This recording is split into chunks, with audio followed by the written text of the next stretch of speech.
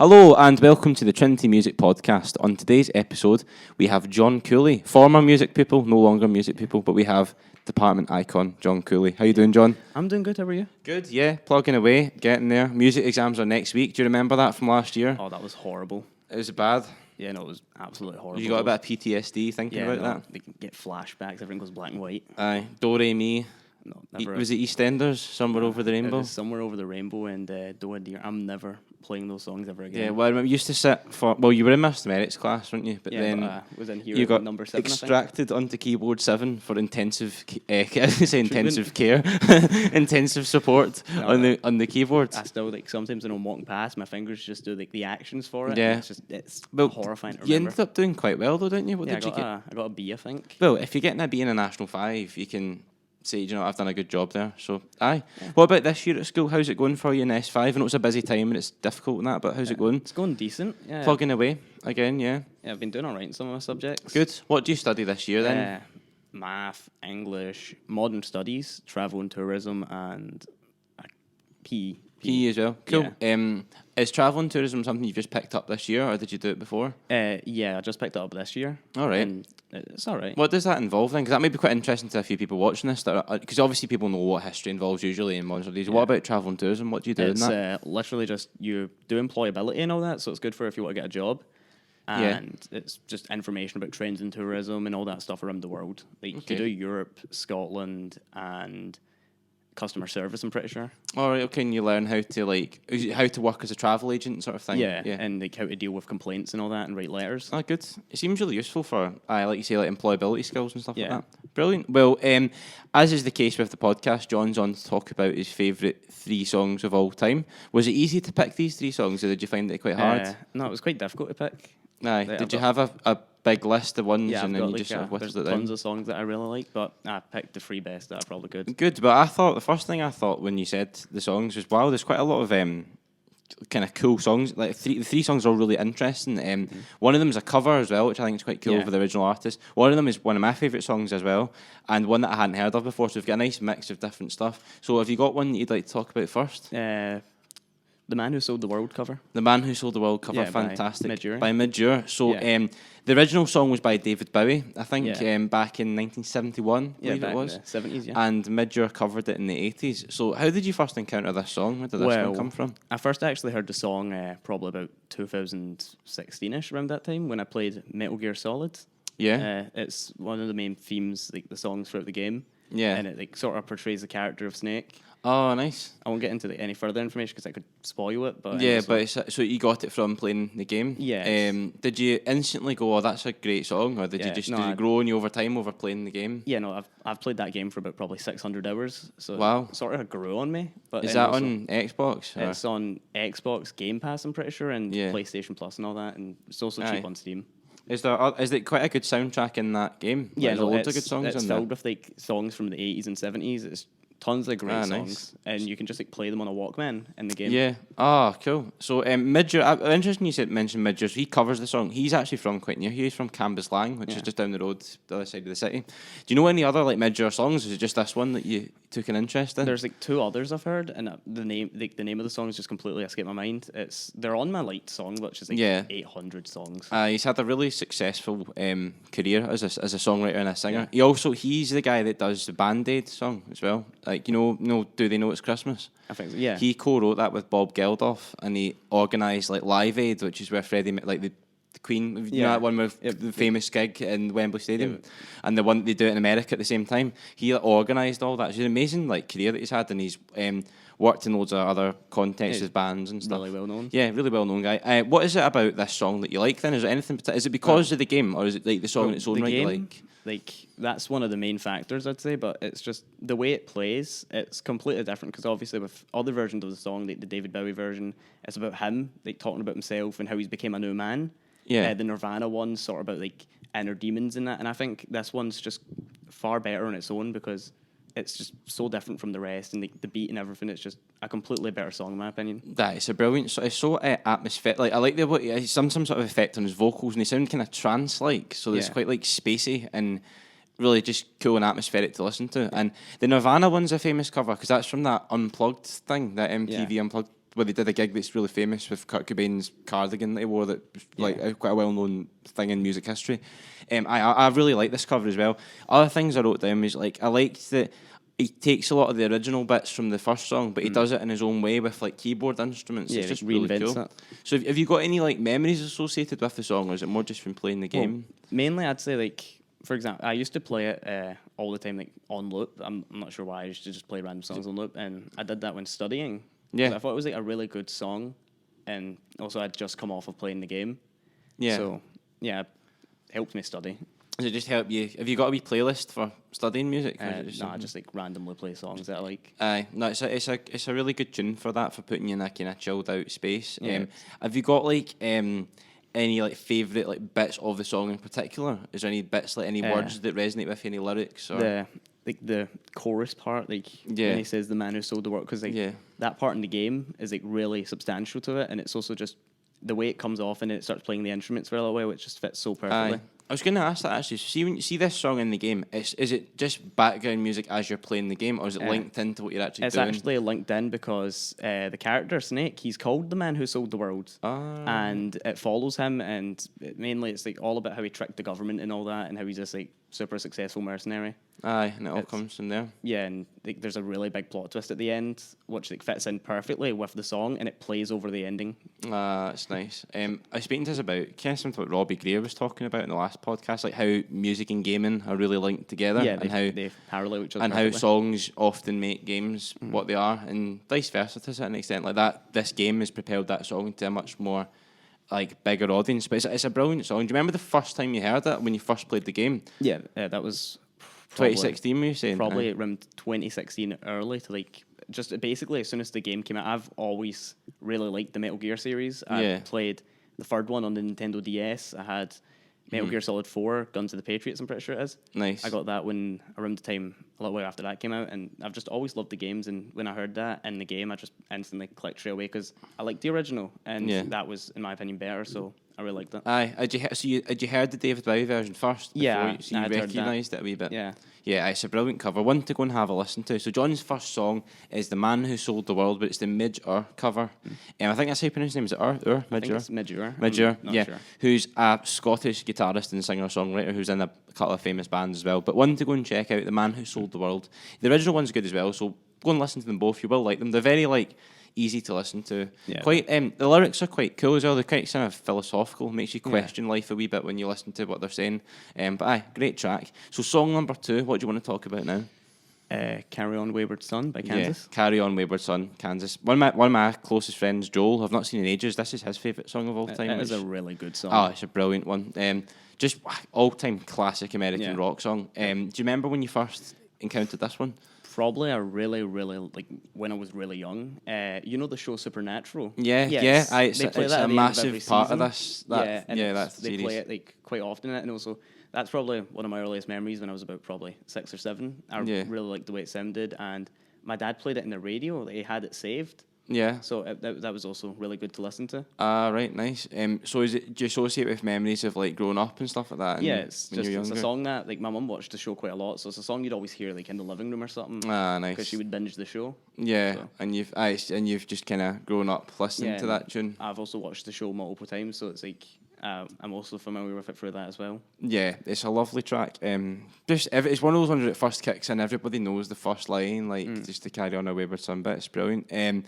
So is the memories mainly just you growing up watching Supernatural? Yeah, and it's also in like GTA, for example. It's in the radio stations on that. It's in GTA, see yes, Grand Theft it's Auto? on Is the it? Oh, it's aye. on the rock radio Los station. Santos Rock Radio. Yeah, it's on Yeah. that. It's plays randomly, but like whenever you hear it on, that you just instinctively know straight away like what song it is. It's, I used to love playing GTA with the music and the getting in the car and just flicking for the radio yeah, stations. the radio stations. That game's great. They Aye. made it a baby radio, which I find quite funny. Yeah.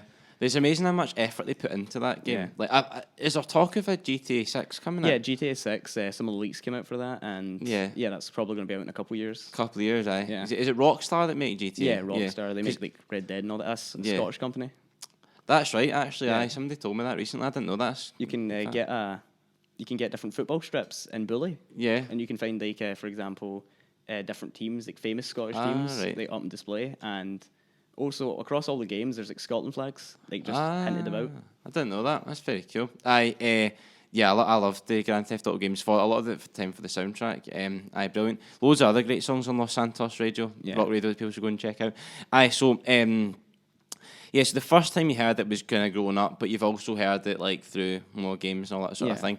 Is there any particular lyrics or anything to do with the music that you like? Is it more of a nostalgia type thing? It's more of like nostalgia, but also just the beat of it as well. It's like it's so perfect, the song, and also the way it would play at the intro of every season finale, like the guitar part cut in nicely into it's just so perfect. It's a great song, and I love to listen to it. It's a very like it's a sort of song that everybody likes, like from older people through the younger folk. It's very kind of American sort of. Just reminds me of like sitting in nice weather in the garden, putting the music on. Came out in 1976, which is a long time ago. Ages ago. But it's timeless. There's not many timeless songs, I wouldn't say, like generally, and that is one of them. Came out with the band Kansas. It was on their fourth studio album, and then it became like sort of their biggest song, the most famous song. Yeah, I think it was a wee bit of a slow burner in the charts. So it wasn't that successful initially, but then it gradually became like one of the best known songs of all time. And also like recent media, like the different things it's in, like for example GTA, like that probably helped it a bit, and Supernatural.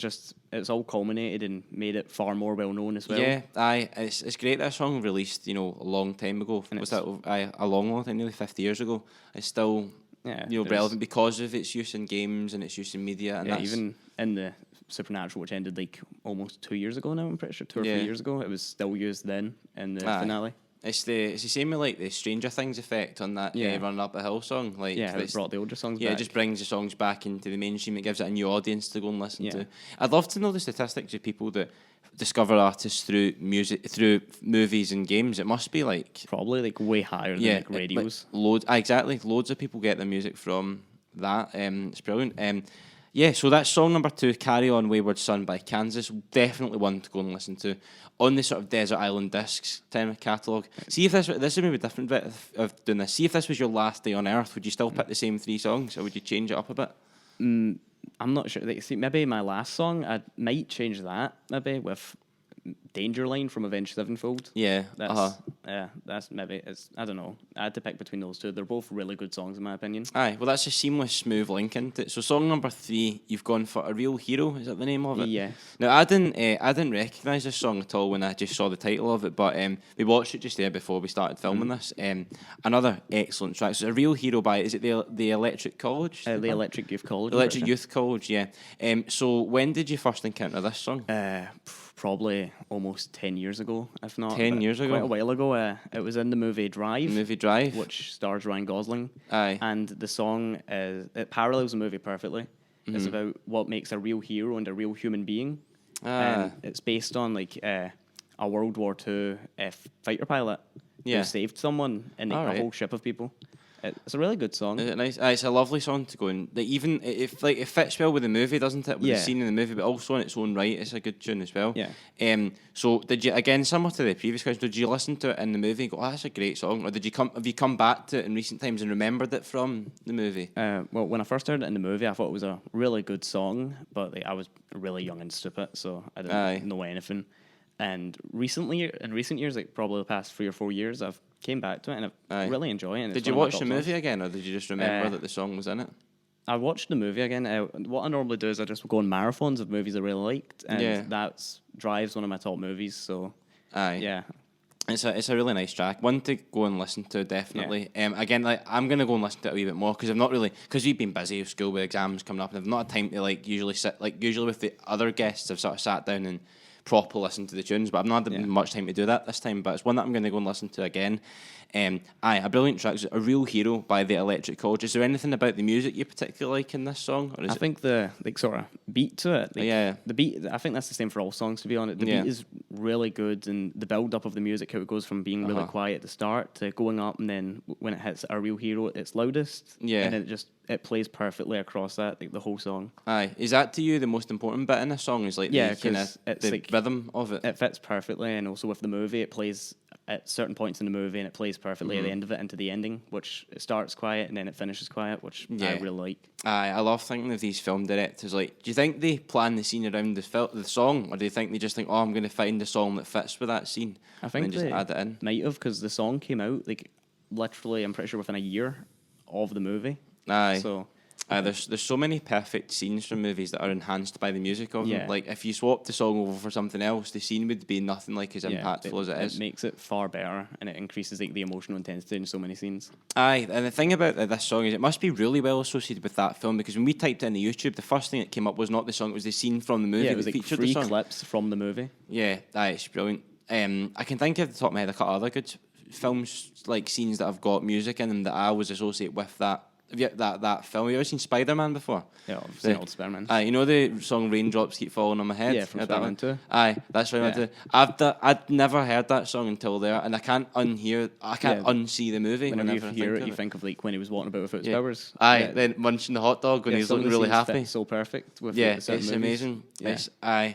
When I was working in a different school and I was trained to be a teacher, we did this topic on music and film, and that was one of the examples we had, and then I swapped it for like a death metal track. And it's funny how the whole vibe of the scene changes it completely. You feel like munching on the hot dog, but like it's like aggressive screamo music coming through the speakers. It's just that sounds quite funny. I'd rather watch that. Aye, that's a project you should do. Like, I imagine you're some person that's quite into like video editing and stuff like that. Yeah, you could you could easily do that. Like, download a clip from a movie and export different music and just see what happens when you faff about with it. I do that quite often. I love making clips and like green screen and all that and add music. One thing I find quite funny, a friend of mine, all right, he probably wants me to shout him out in this, all right? You can shout him out with his first name. Brian, my friend Brian. Brian? Yeah, Brian. He's making some really funny music, and he's gave it a really funny album name. It's like Straight Out of Berlin. Oh, right. I think it's a great title. I should give him a shout out, and also Luke Christie, I'll give him one out. Am I allowed to say his full name? You can say Luke Christie because he's consented to being on this. All right. Yeah, I'm just making sure. Luke Christie, Mr. Christie. Yeah, Mr. Christie, because he failed to mention me and how me and him went to see Honey G. He never mentioned that. That was really he on the X Factor? Yeah, but me and him went there with his dad, I'm pretty sure, and his mum. Why? I don't know. It was like 2017 or something, but like he didn't mention that, and that really hurt my feelings. So how did it come about that you ended up going to see Honey G? I don't know. We were like really good friends in primary school, and we just... What, with Honey G? Or you and Luke Christie? Yeah, me, Luke Christie, and Honey G were great friends. I know that you and Luke Christie are friends, but how does Honey G come into the triangle? I don't know. I think we just went. It was like at the Odeon or something. I think it was. I don't know where it was. What, the cinema? No. Oh, my brain went blank there. What, it was a gig venue? No, it was somewhere. I'm not sure where it was. The O2? I think so. It was somewhere. And the O2 Academy, maybe. And they were singing, and Honey G ran down, and it was so funny because she almost fell or something. And I was just sitting there with him, and I was so confused. Honey G's a rapper, isn't she? Yeah, she's like a 70-year-old woman. Yeah, I don't know if it's ever if she's ever done anything with her music career since then, but I don't think so. She made 2 songs. Aye, one to search for in the X Factor archives. Did Honey G nearly make it into your top? No, yeah, definitely. She was really song 4. Yeah, Honey G. I couldn't tell you a single Honey G song. I think the only one she has that is known is the Honey G Show, which is just her saying the same thing over and over. Right, I'll maybe check that out on Spotify later. Maybe. Just a stupid song. So song 3, back to A Real Hero by what's it called? The Electric something. I think it's Electric Youth College. The Electric Youth College is a really nice track. It's really good. Aye. And like you say, go and watch movies. I always feel like there's this sort of stigma sometimes against people that just sit and watch movies, but there's nothing wrong with that. It's such a good way of improving your knowledge of the world and different cultures and stuff like that. Watching movies is a really good thing to do. A movie can just open your eyes to so many different things. Depending on what the movie's about, it can give you so much information about anything. Maybe I know this is a big example, but maybe Blade Runner, for example, that's dystopian future. The world could be like that one day. It gives you so much perspective on the world, and you see it helps you put your own life into perspective. I think as well, the power of the movie. See if it was your favourite 3 movies of all time. This podcast, could you do that, or is that harder than songs? No, that'd be quite difficult to think about. Would you need to go away and it's not on the spot? Maybe I'd say Drive definitely is one of my top 3 movies, probably 3rd. Mm-hmm. I really like La La Land with Ryan Gosling. Yeah. That's a really good movie. That's a surprise. I didn't think you'd be into sort of more musical based. I think I love musicals, but that's definitely my favourite. And First place, I'm not really sure what first place will probably be. It might be The Batman or something. That's a really good movie. Yeah. I loved that. It tied in perfectly with the comic, The Long Halloween, and the animated version of it. That I thought, nice. I really like Batman, so it's a great movie. It's brilliant. Were they not filming one of those in Glasgow recently? Yeah, And then he did the bike scene. Was that the one with Robert Pattinson? Robert Pattinson, yeah, he did the bike scene in Glasgow. Yeah. I can remember that, and he also stood up in one of the buildings that showed his batsuit off. Brilliant. Good stuff. Movies are life-changing stuff. Like, people should go and spend more time. I mean, I'm probably guilty of not doing it myself either, but spend time watching movies when you're young, because it really is it's amazing, the power of cinema. Exactly. Are you a cinema person, or do you prefer watching a movie at home? I'm going to see, sometimes go to the cinema, it can ruin movies. Like, you can go there, it could be a great experience. Like, for example, Infinity War or Endgame, those were great experiences. But if you're going there to see something that you really want to see, for example, Black Adam. Yeah. Like, when I went to see Black Adam, like, it was just chaos. Like, there was like 10 people there. There was like 7 pensioners, and they were like, mumbling to each other really loudly. And they that's didn't know one of where my pet hates that. Yeah, I could rant about that for ages. Being at the cinema could make or break a movie. It's so true that actually, like, it can be the most infuriating place in the world when you're trying to watch the film and there's somebody like talking next to you. Or someone's like standing up in front of you or something. Yeah. It can really ruin it. So yeah, I agree, definitely. But then if you get a cinema when it's good, a good audience, it's great seeing it on the big screen. If it's like a really like mainstream movie, something really big like Avengers or something, then definitely the audience will be good, or it'll either be that or a bunch of like 6-year-olds that don't know where they are, what they're watching. I know, screaming and shouting all the time. Yeah, or crying. That ruins it. Anyway, so let's move on to the final part of this. Right, so have you got any other kind of favourite bands or artists that you couldn't maybe like put into your top 3 songs? Maybe more of a band or an artist rather than a specific song? Avenged Sevenfold. Yeah. That's definitely. Would they be classed as a metal band? I think so. It's like sort of like band? metal and hard rock. That's a really good. I love that band. They're very popular in that. Loads of people like them. You know, when they're teenagers, they like that sort of music. People that like guitars. You know, I've always liked. I first liked Avenged Sevenfold with. Have you ever played Call of Duty Black Ops 2? I have, yeah. Yeah. You know the Black Ops 2 Zombies map Origins. The intro to that is Avenged Sevenfold. So it is, yeah. That's right. That's one of the first times I actually heard it, and I really liked Shepherd of Fire, and I went off and I listened to more songs like Danger Line, and just across the years. Really like their songs. Great band. Have you got like one genre of music you prefer over others, or are you quite mixed in what you listen to? I'm quite mixed. I quite like some country music or Johnny Cash. I do like Johnny Cash, yeah. Especially some of the older covers he did, and also like one of his best songs, in my opinion, is either Ring of Fire or Heart. Yeah, Ring of Fire, the legendary songs, those ones. I swear I was supposed to sing that in P7. Were you? Ring of Fire, yeah. But like what, in like a Leavers thing? Or? It was like some talent thing. I was meant to sing Ring of Fire, but like I couldn't do it. It would be never too happened. mortifying. It would Did be you mortifying. crumble under the pressure? Yeah, of actually singing Ring of Fire in front of like my whole school. I couldn't do that. So that's like good that you've got a mix of like rock, a wee bit of country, and you said as well that you like musicals. There's not many people that have that like kind of palette of loads of different types that they like. Yeah. Is music quite a big thing in your house? Like are your family quite into it? Yeah, like my mum, for example, she's always listening to something, or she's always like, singing something when she's doing stuff. My family really like music. Encourage you I always to got something on from my Spotify, or whenever I'm like working at something or doing something on my PC, I've got Spotify open on my second monitor. Always get the tunes on. Yeah. Everybody. I've never really encountered anybody that doesn't like music in one way or another. Yeah, it's a universal thing. Everyone. It is a universal thing. Same with film. Same with books, literature, the arts. I think arts needs more credit in society sometimes because it is for many people. It's the reason that they, it's so important for their well-being. It helps some people. Like for example, during COVID, some people found like interacting with each other, or like through movies or something, like discussing different topics, really helpful. Yeah. It brings you to so much, like such a large community for like shows and movies and songs. Like you could like one song from a band and you could find like thousands of people that would be willing to talk to you about that. Yeah, I love that feeling when you find out somebody else likes a similar artist to you. You sort of become like. Yeah, that's how loads of friendships are made. I'm always banging on about this. Pure Like people that have truly strong relationships with people, a lot of it's come down to liking similar music or even just appreciating different genres, Very powerful. So we'll finish it off there. Lovely chatting to you again, John. Obviously, because you're not in the department anymore, I don't see you on a day-to-day basis. Here. But I always see you, like, walking down the corridor. Well, I say always, occasionally see you walking down the corridor. Yeah, I'm always just wandering. Wandering about looking for where you're supposed to be. Yeah, I'm lost. For the first 5 minutes after lunch there, I had no clue where I was supposed to be. How can you get through 5 years of school without knowing? I don't know. It's like my brain goes blank, and like I'll walk down the hallway and I'll think I'm going somewhere, but then the class will have second years and I'll get confused, so I'll walk the other way. Aye, well, it'll be good to see you back in music where you belong next year, picking up another higher on your pathway to success. As long as I don't need to play Over the Rainbow ever again. No, don't you worry. There's some other amazing songs like Yellow Submarine on the keyboard. Mr. Ness got us to play that in like second year. Ah, well, you've had advanced warning of it. You've also got Mamma Mia on the keyboard. Classic. That's and on the glockenspiel, it's Can You Feel the Love Tonight? That's a really good song. See, after playing it on the glockenspiel, you'll not be saying that for much longer. I played it on the glockenspiel for the first 2 weeks when you were helping me with the keyboard.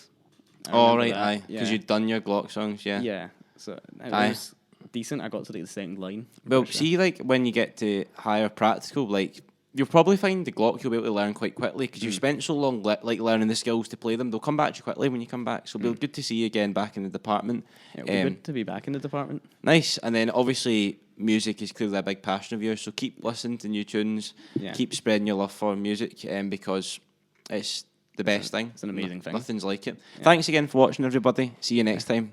Cheers. Bye.